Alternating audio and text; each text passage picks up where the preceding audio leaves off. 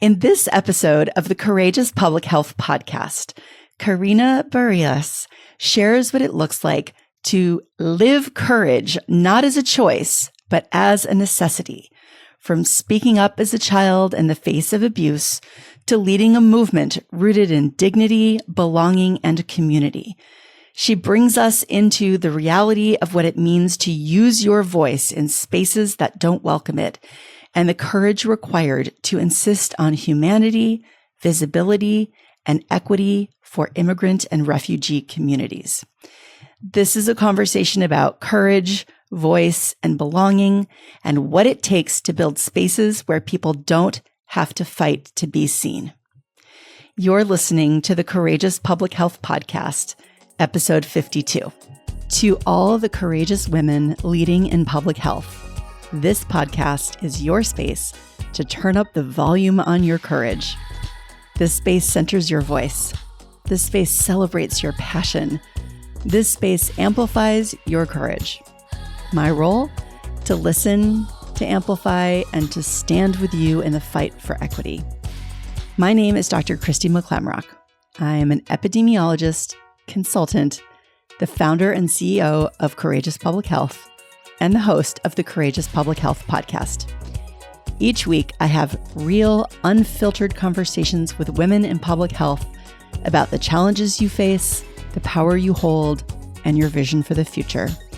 We talk about the authenticity, vulnerability, and courage that you bring, not just to public health, but to every part of your lives. Because courage is about action, even in fear. It's about taking up space, leading unapologetically, refusing to be erased, and knowing you never have to do it alone.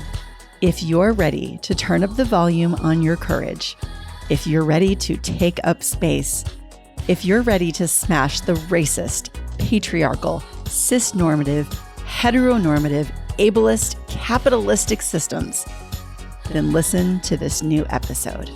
Hello, and welcome to the Courageous Public Health Podcast. I'm Dr. Christy McClamrock. This is episode 52, which means we've been in these conversations for a full year. So exciting. Over time, I've come to see something clearly. Courage is already everywhere in public health. It's just rarely named, supported, or treated as a leadership skill. Women are navigating complex systems, making high-stakes decisions, and holding a tremendous amount, often without the structures they need to do that work sustainably. Through Courageous Public Health, I partner with public health and other organizations to help shift that, supporting leaders to act with clarity and integrity, even when the systems around them are under pressure. If you'd like to hear more about my why, you can revisit episode 1. Today's conversation invites us into courage as a collective practice. Karina Barillas is the co-founder and executive director of La Casita Center, a Latinx and feminist-led nonprofit dedicated to accompaniment, empowerment, and advocacy for families facing poverty and limited access to resources. A native of Guatemala and Fulbright scholar, Karina has spent decades working alongside immigrant and refugee communities, including supporting Latina survivors of domestic violence, sexual assault, and trafficking. She is a nationally recognized advocate for equity, dignity, and belonging, and her leadership has been honored with numerous awards, including Louisville's Keeper of the Dream Freedom Award and the Mexican government's Otli Award. Karina is also a proud mother of 2 and loves to dance salsa, sing, garden, and cook with her husband. Today's conversation invites us into courage as a collective practice. Hi there, everybody. Okay, I know I say this, I've said this before, that I'm very excited about my guest. But I really, truly am very excited to introduce Karina Barillas. I was just saying that we've had some scheduling snafus trying to get together, and it's actually like it's increased my anticipation and excitement of getting to interview you. So now I'm like, it's here. And the day is finally here. I'm so happy that you're here. Welcome. Thank you so much, Christy. I am so excited as well. And, everything has a perfect timing. So this is our perfect timing. And I'm so glad that we get to be in community with each other in the time ahead. Absolutely. And you are someone who was actually recommended to me by two separate people, which, that doesn't happen very often. And when it does, it's like, okay, I really want to have this person on the podcast. So we'll give our shout out to Gabriela Alcalde and Erica Scott, because they both led me to you. So thank you. Oh my God. Big shout out to my sister, to my Gabriela and my Attica, two amazing women that are role models to me and to so many others. They are unique. So I'm so grateful that they are my sisters and that I have them in my life. Absolutely. Absolutely. I'm excited to be connected to them now as well. So let's start by having you introduce yourself to our listeners. Absolutely. So I'm Karina. I am a Latina, Guatemalan, Louisvillian, or a Guatemalan, Latina, Louisvillian. The universe led me to Louisville, Kentucky 32 years ago. And back in 1994, I came as a Fulbright scholar. And I always want to think that I fell in love with Louisville, and I hope that Louisville fell in love with me. So here I am 32 years later. The community that the immigrant and refugee Latinx community here in Louisville is very young, as you can tell of my beauty and my youth. I'm one of the Latina elders. Believe it or not. So I always tell others and the younger Latinas, the millennials and the Gen Zs, that I am a vintage Latina. So I'm not old. I am vintage. You are vintage. Well, I am vintage right along with you. So fantastic. That's great. I like that reframe a lot. And in my journey as someone that has been looking for her place in the world, in this life, it took me to this place that I love so much, a beloved community that is unique and so powerful, but also to be the mother of two amazing young adults, my Ali and my Fatima, who are both college students right now. And it also led me to my meet my second chance, my Louis, who we've been together for 10 years. It's going to be right now in April. So I'm so very lucky that I am where I am right now. In the midst of everything that is happening, I always try to think of the things that I want to celebrate, what brings me joy. And part of me always, I am so grateful that I wake up every morning and that I get to do the work of my life. A lot of people regret going to work, but for me, even, for me, I always tell my friends that my mind and my heart are always on fire. I'm just ready for everything, but my vintage body says, "Hey, girl, calm down, relax. We are tired." That's right. But rest. Rest. But I am so lucky, to be part of the Latina women's movement. I'm proud of being part of the La Casita movement and doing what it needs to be done in these moments where all our hearts and our joy and our love and our passion matter the most. Thank you for that. So you have Louis in Louisville. Is that what you're telling me? I have Louis in Louisville. Yes. Louis in Louisville. Yeah, it's spelled the same way. My husband is a New Yorican, a Puerto Rican born in New York. Eureka. Oh, that's a Interestingly, new term yeah. for me. Love. So yeah, Louis in Louisville. Lives Yes. in Louisville. It is wonderful to take a moment to articulate what we are grateful for and what matters to us in our lives. So, yes. Absolutely. Thank you for doing that. So, I want to jump into our first question, which is about courage. And I love to remind our listeners always that bravery is about taking action without fear, while courage is taking action despite fear. And so I would love to hear some of the experiences that you've had in your professional and your personal life where you've acted courageously. I think that for me, courage is something that I don't know if somebody instilled it in me or I was born with it. My experience growing up was very difficult where I didn't have the chance not to be courageous. I come from a family where my father was really abusive towards my mother. All my siblings and myself, we survived incest, and I remember that those events always brought me to speaking up, without at the moment without fear, but then realizing like I already spoke up, I already said something. I am currently writing about one of the experiences that I remember the most. I was 5 years old, and it was on a Christmas morning. And my father asked me where I wanted to be when I grew up. And I said, I want to be a man.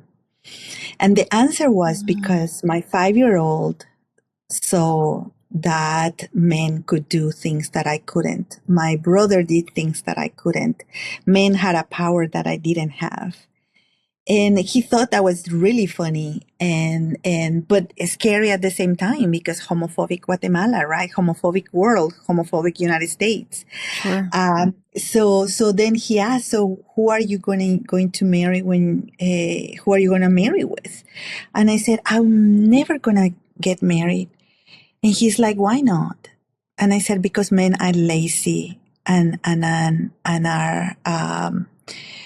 mean and are worthless. Of course, in English sounds differently, but, listening to my little one, my voice, my internal voice, what that meant to me to be very courageous and tell someone that was hurting me and my siblings and my mother so deeply, to tell them, I wasn't talking about men in general. I was talking about him. Of course. How abusive I saw. He was the representation of manhood that we had at home. There was not other. I was 5. So for me, that's what I was perceiving. So that took me, in my life. I knew early on that the place where I grew up, that wasn't my place. And I was always, speaking up all the time courageously about things that I didn't want, things that I didn't think were fair or were incorrect. And I was always in trouble. I was always, a lot of adults and other kids didn't like me because I had the need to say all these things. The other thing that I think it was very courageous for me because I was not seeing at home, not because, my father was abusive, but my mother, she was in the midst of such a horrible abuse that she was not equipped to be present to me. Or my siblings, but she was not present to me. So because I felt I was so invisible, I felt so courageous to be very outgoing and all the time, when at school, when somebody will say, who wants to sing? I will raise my hand. Who wants to dance? I will raise my hand. Who wants to speak in public? I was an extrovert. I'm still an extrovert. And I think that being an extrovert has been one of the most courageous things that I have always done, because, who would have told me that that really saved my life? I didn't, went into a corner and cry, and or I took all the pain and I took it out differently from my brother, my oldest brother, rest in peace, who his level of trauma was so horrible, and whose life, he died very young. And I think that the cause of his death was not only what happened to him, but also because um, he was not able to find the comfort that I found in my teachers, in the nuns of the school where I attended, and the people that when I was little saw my soul. They didn't see this obnoxious little girl raising her hand, getting good grades, but they saw me. Um, so I think that requires a lot of courage. I can also think about the times when I came to the US, and I never had the concept of racism the way I see it right now, because in Guatemala, yes, there is racism, but perhaps I didn't see it in that way because I am mestiza. I am not indigenous.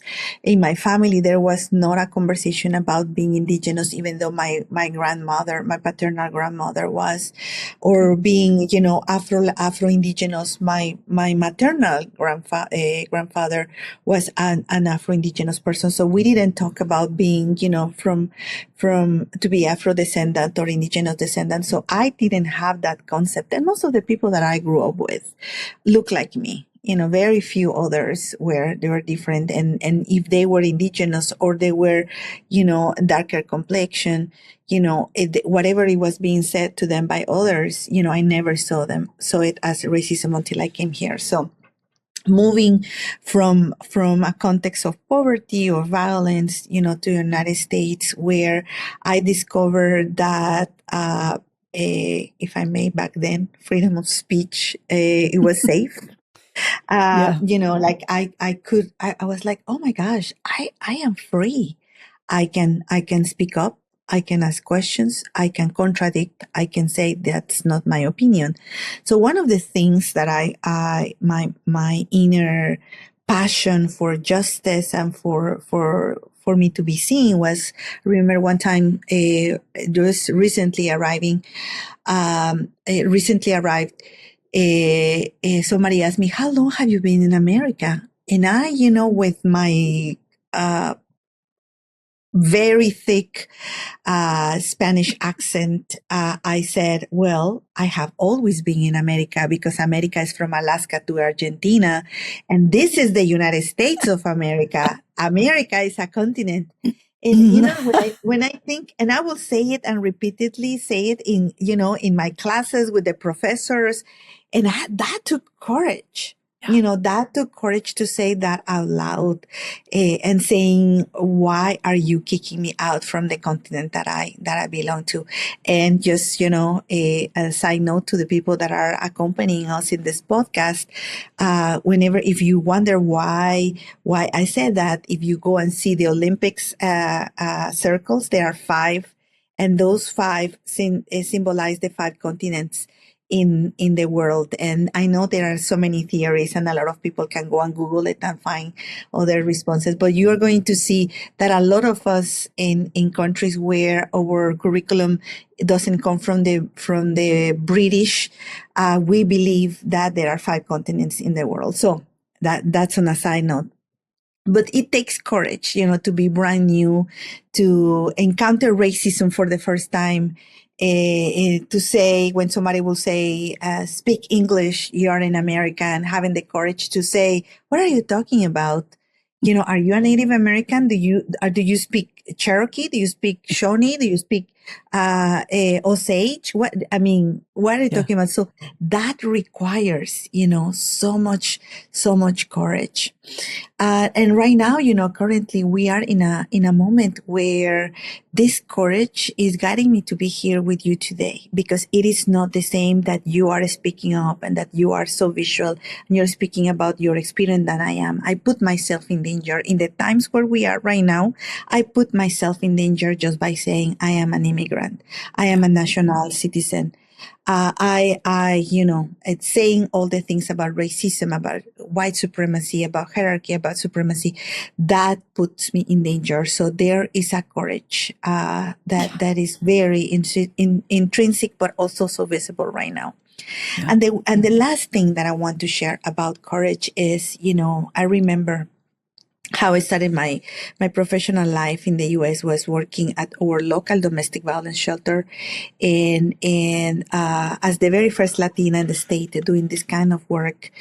I remember that it was so painful to see that the women that I was accompanying, that my coworkers and I were accompanying, didn't have options. And that's how La Casita was created. Is the largest Latinx-led, feminist-led organization in the state of Kentucky. And when we started dreaming of it, most of my friends, also other Fulbrights or other people that are very academically very successful, would tell me, why are you wasting your time in something that is not going to give you money? Why are you, this is not going to work? And a lot of questions, from around me, is this a legitimate nonprofit? Because people couldn't move past for my accent and the color of my skin. And it was my white sisters that say, yes, we are legit. Yes, and what we're doing is a good thing. So I think it takes courage. When I decided for my life that money is only money, what I wanted is to build a community, build a space, thinking of my mother, thinking of my sister, thinking of my brother, my siblings that didn't have, and I didn't have, a space where we could belong, a home where we could belong. So it takes, and I say this very humbly, but it takes a lot of courage to go against the flow of things. It absolutely does. And I'm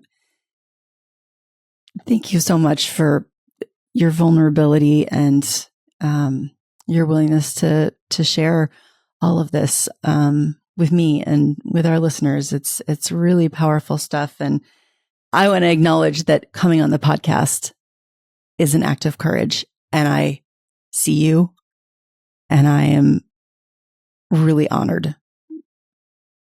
I'm really honored for you to be here. Thank you, my love. Thank you. Fear is a really important part of courage, right? Fear is the catalyst for courage. I think that courage is also, it's about authenticity, and it's about claiming and expressing your power. And especially in spaces that don't always welcome it, which you've already alluded to.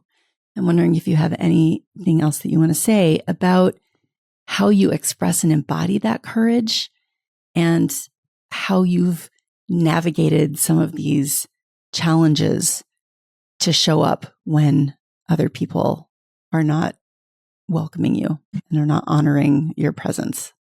Sometimes we think that the word fear is something negative. As I see fear, it's another very powerful feeling, and just like joy and happiness. If I'm feeling very joyful today, but that joy doesn't allow me to do the rest of the work that we need to do, and it paralyzes me.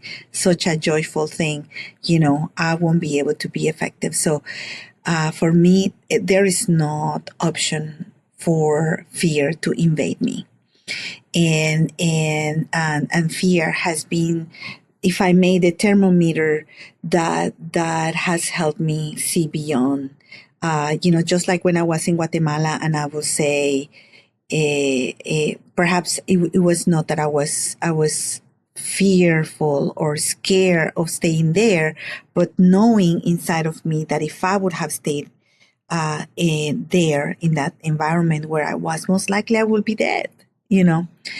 So I think that was something that, as you said, a catalyst to courage to push me outside of that.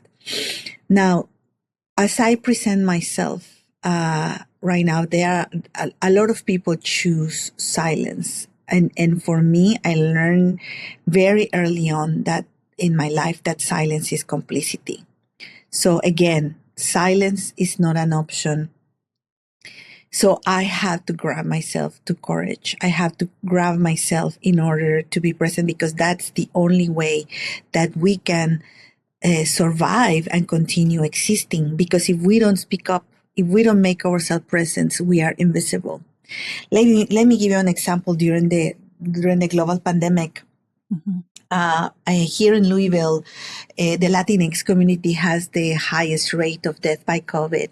And we were talking to everybody that you can imagine. And of course, we were told nothing. I mean, like we were talking to the walls, because, everybody was at home, and who was at the restaurants, taking the deliveries, who was outside, who didn't have anything, or were scared to apply for food stamps or whatever it was, or a pandemic EBT. I mean, the community had to work, couldn't stay home. There was not an option to be afraid and stay home. People had to go out. So had the largest rates of death by COVID, still to this day. I had two options: to be like really scared, oh my gosh, I'm gonna die, or push all and talk to every single person that I could imagine, and put ourselves out there, throw ourselves to the streets to go and share face masks to people. The nuns that support us were, making face masks when they were still fabric, and we were outside the Mexican stores distributing them. People were giving us hand sanitizer. We were, everywhere that we could think. I mean, there was no option for us to say, oh, well, they're dying, whatever, I'm safe at home. So we were pushing all the initiatives. And I have learned through the times that even if people don't want to see us, even if people don't invite us, I usually tell people, bring your chair and bring another chair so you can invite another person with you. Yeah. And someone, or culturally, I might think that by saying, oh, I was very courageous by doing this, I'm being arrogant. But the truth of the matter is that these little things, of saying, I don't want my community to be invisible. We are here. I know the system in general wants our hard labor, wants, everything that we can be exploited from, but don't want our humanity. So I am willing to say out loud, courageously, we are beyond the service and the benefit and the products that you get from us. We are also human. Our humanity is also important. And changing the narrative, changing the language. One of the things as a nonprofit, that I tell people that want to listen, we don't want charity. We want investment. We want opportunity. Our families deserve that opportunity and that investment. Our children deserve that opportunity and that investment. We don't want charity, because when we receive charity, we stay below. Yeah. We stay, at the bottom, someone looking down upon us. So, changing the language of like, we deserve that investment and that opportunity. And then when the community is receiving something that I always tell them is like, everything that you receive at La Casita, we work so hard for you to receive it with love, and for you to know that it's given with love. And then when they say, oh, may God bless you, thank you for the help, I respond, one day you're going to be in the position where you are going to be able to do and support. And, during those 20 years, some of the kids of the women that we started accompanying back in the day are our interns, our supporters, are our board members, or are our staff. Some of the women that we started supporting back in the day are our staff or are out there in the community, and we call them, hey, we need a hand. Can you give us a hand? So, changing the narrative of how things are being said. And the other piece, something that is so beautiful in our movement, is that I am surrounded by amazing white women that are ready also to listen, not to tell us what to do, but to listen how they can accompany us with their white privilege. How they can be meaningful to us. Our friendship, our solidarity, how we show up with each other, in spaces where usually, as I told you a couple of minutes ago, people cannot pass the accent and cannot pass the color of the skin. So that takes a lot of practice, a lot of courage. But I want to go back to the little me where, I needed to say what I needed to say, not in an arrogant way, but as part of my survival. Yes. Yes.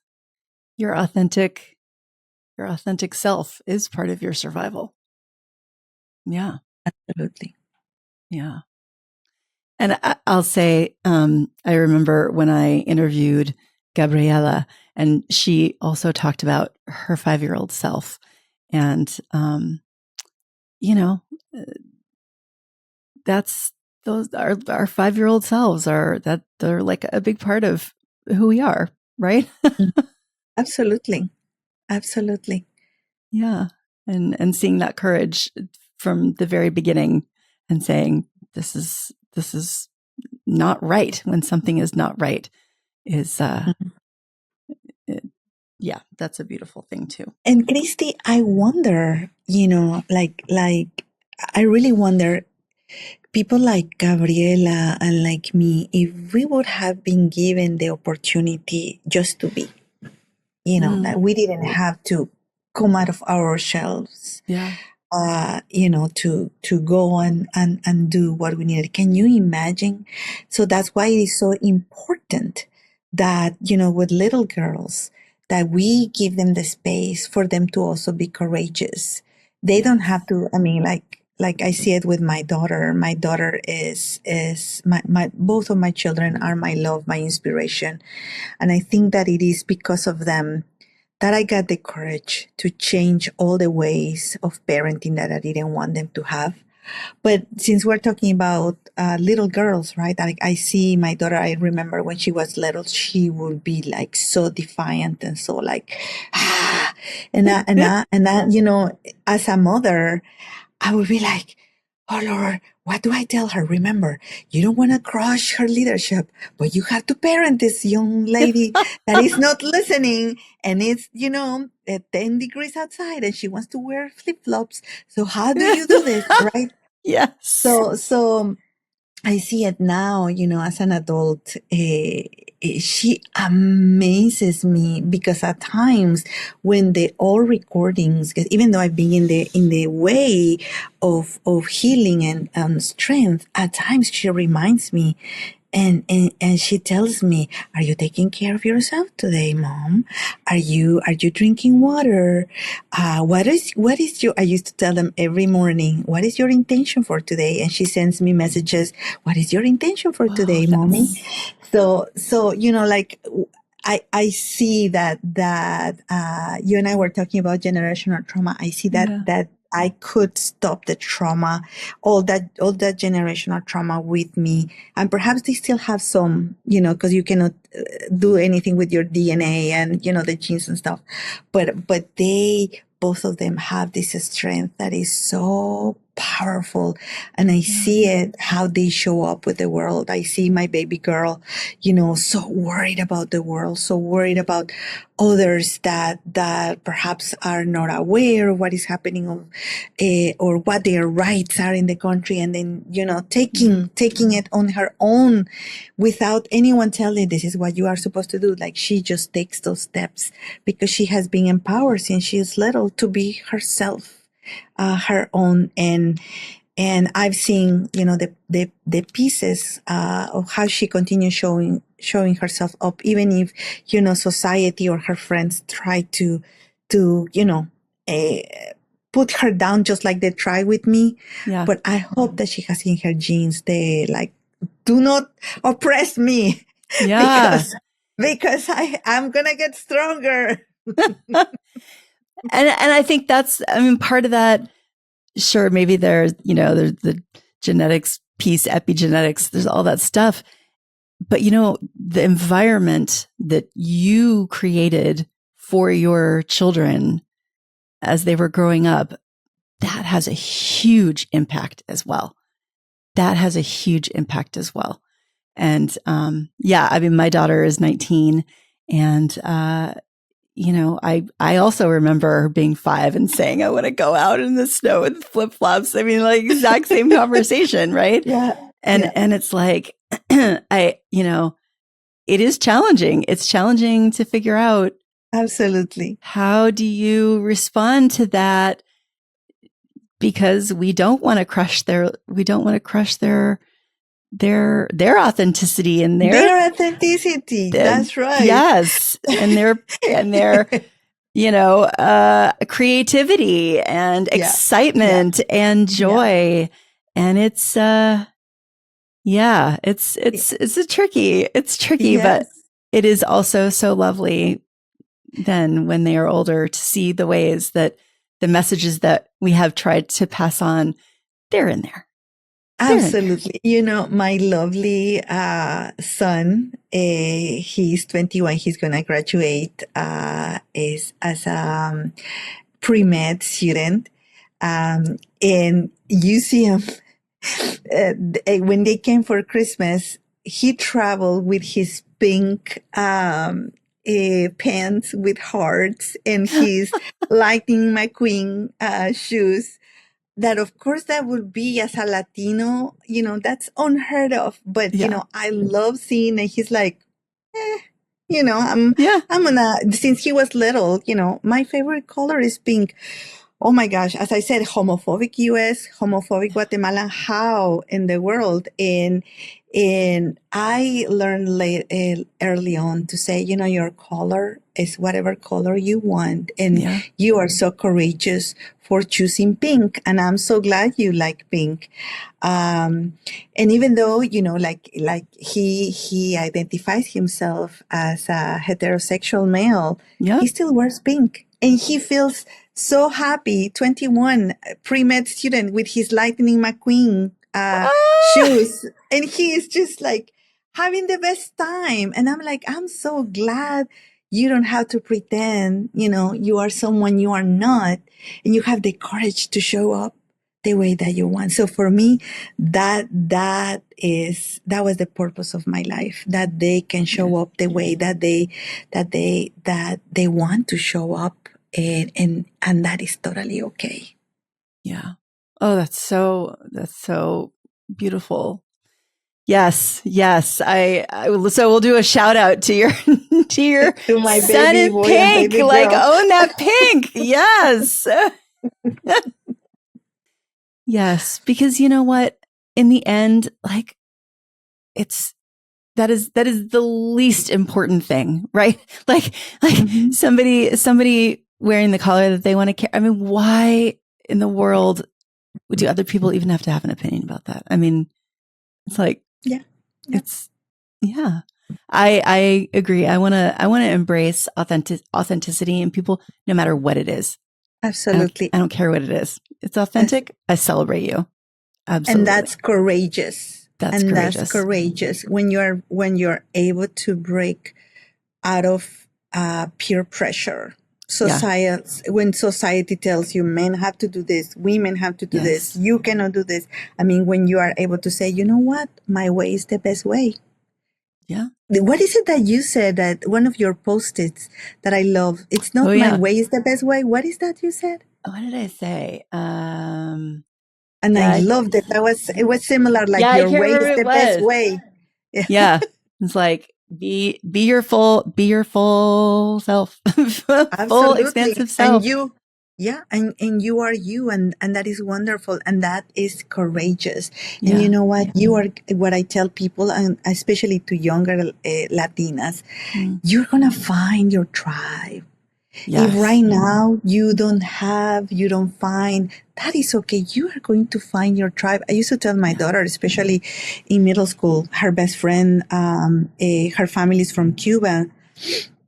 And some of the other students, white students, will call them taco and burrito to my daughter and her best friend. And I will tell them, don't get offended. Laugh about it and say, yeah, today I'm a meat taco. How about you? Oh, yeah. I mean, laugh about it and take it with grace, because that's supposed to be bullying. But just be you. Yeah. You know, like, oh my gosh, yeah. Who doesn't want to eat tacos? Tacos are so delicious. That's right. But you know, like just be courageous of not playing the game of someone putting you down. Yeah. And I will tell her, like, even if it's only the two of you, and they are a group of 4 amazing girls that I love so much, the 4 of them, including my daughter. I mean, they're so different from everyone else. So different. But I always tell them, you're going to find your tribe. You have the 4 of you. You have each other. And that's what matters all the way until the end of life. Karina, I am very interested to hear from you about your vision for public health, perhaps your vision for La Casita, and your vision for yourself, for your life. I believe with all my heart that La Casita, the families that we accompany, the immigrant and refugee communities, deserve the opportunities, the dignity, and the services that are meaningful to them. I envision a place that we continue growing, where we can do work. We continue doing work of prevention of domestic violence, sexual assault, human trafficking, that we continue having kindergarten readiness programs, accompanying families that have children, youth, and adults with special care needs, that we continue doing our Semillita Latinas, which is our program where we teach the kids how to speak in public, sing, dance, folkloric dance, and being absolutely themselves. I was telling you, your way is the best way. That's one of the things that we teach the kids. Yeah. Your way, the way that you show up, is the best way. Because you are amazing the way that you are. That we are able, to have enough resources that will support people that are facing food insecurity, housing insecurity, that don't have access to meaningful healthcare, preventive healthcare, much less, when you get sick. So I envision an organization that grows, that continues being a safe space, that is 100% Latinx-led, and by the board and by the staff. Of course, with our allies and the amazing people that accompany us, for us to reach out to our fullest potential. I envision that for us to be everywhere, and for us to be able to share our best practices with the world, and to be able just to pass on, in the generations that come, that are coming right now, giving them that space. I didn't have the privilege of having a Latina that will say, hey, Karina, here, I'm opening the door. You don't have to hustle. You don't have to fight for your space. You don't have to bring your chair. Like I am here for you. I want them to know that all the hustling, all the work, all the pushing, all the fighting, literally the fighting and the opposing to our community have what they deserve. It's because they come, with all their talents and all their amazingness, and have this intergenerational, combo of all the elders, the vintages, the millennials, the Gen Zs, and the alphas, I think is the next one. I think so. Yeah. So having everybody in this beautiful mixture of intergenerational healing and intergenerational strength, where we can heal from the things that no longer serve us, but we can use, what serves us and make it bigger for everybody, that everybody has access to this. My vision is also that for my family, for me and my family, is that my kids find their dreams, find their path, and that not only my kids, my blood kids, but all the daughters and sons that I have adopted, now they are also my heart, that they find this one thing that makes them roar in the morning, and that they make them, feel so happy, and that they feel so proud of who they are, of their accent, of the way they look, that they don't forget who they are, that they embrace, their roots, their or ways, and the ways that makes us heal each other with love. And I also envision a world where I don't have to talk about, hey, by the way, I can too, my community counts too, that I am being seen as a human, that I don't have to explain myself why my humanity and the humanity of my community is important, where we are not an afterthought when programs, when funding is being created, when initiatives are being created, that we are not an afterthought. Until I say, how about, language access? How about resources for immigrants and refugees? How about, like, people don't tell me, yeah, I will get back to you, we haven't considered that, but that they say, yeah, absolutely, here it is in this proposal.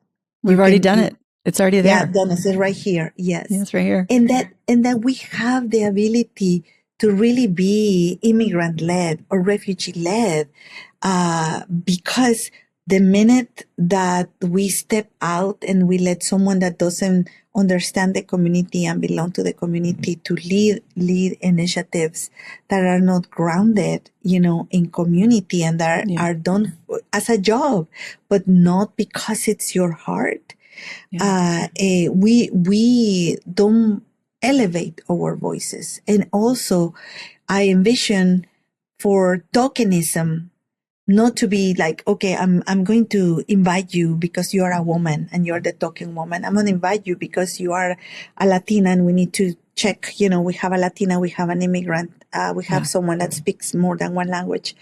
I envision something where we just belong, and it is normal, and it is not something that we have to fight, that we really not only invite, but that we make work really hard, intentionally, unapologetically, to make sure that others belong. Because one thing is that you invite me for your picture, but that you really don't want me to speak because you don't like the things that I have to say, or you're going to ignore the things that I have to say. Yes. Well, I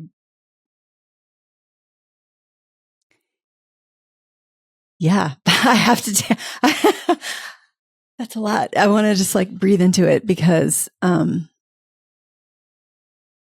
really am I'm a little bit speechless. The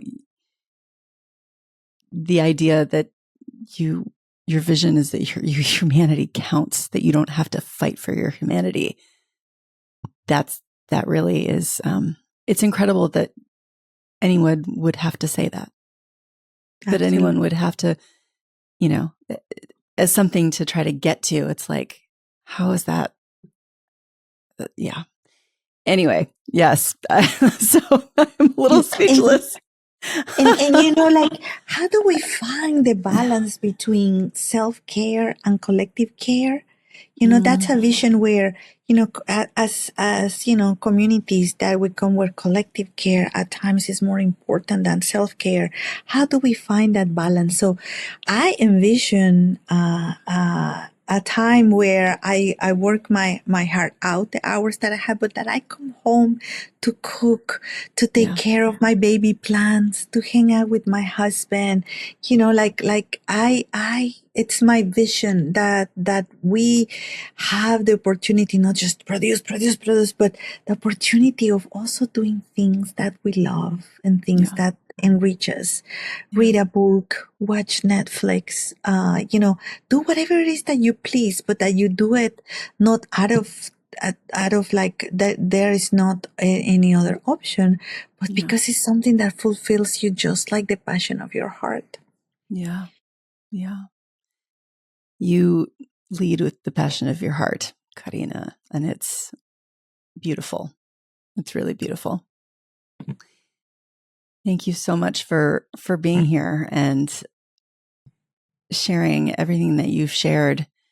So I want to make sure that our listeners know how to connect with you, because I suspect that there will be people who want to connect. So what is the best way to do that? Thank you. I think that the best way is going to our social media, going to our website, lacasitacenter.org. But if you want to reach out to me directly, you can do it through LinkedIn. Beautiful. And if there is someone out there that wants to be in solidarity with us, or that, wants to learn more about what we're doing and how we're doing it, or if there are other Latinx people out there that want to be in community, please reach out. Anyone that wants to be part of this movement, because it's not only about these people and this group, it's about all of us. So it's a movement. It's a movement. It's a movement. And this is the time. There is no other time. It's today, right now, together. Yeah. Thank you very much. Thank you. Gracias a ti, Christy.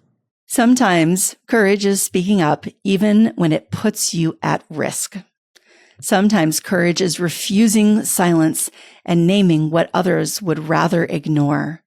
Sometimes courage is building something that doesn't exist yet so others can belong. Karina Barillas reminds us that courage is not optional when your humanity is on the line, and that using your voice is both survival and leadership. If this conversation made you think about the women on your team, your organization, or your own leadership, this is exactly the work we do through Courageous Public Health. We partner with organizations to offer facilitated, interactive virtual workshops for women leaders in public health, turning courage into a leadership skill so it becomes an organizational strength.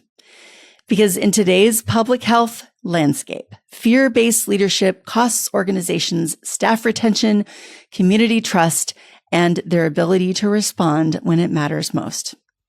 Interested? Reach out. Links to connect with us are in the show notes.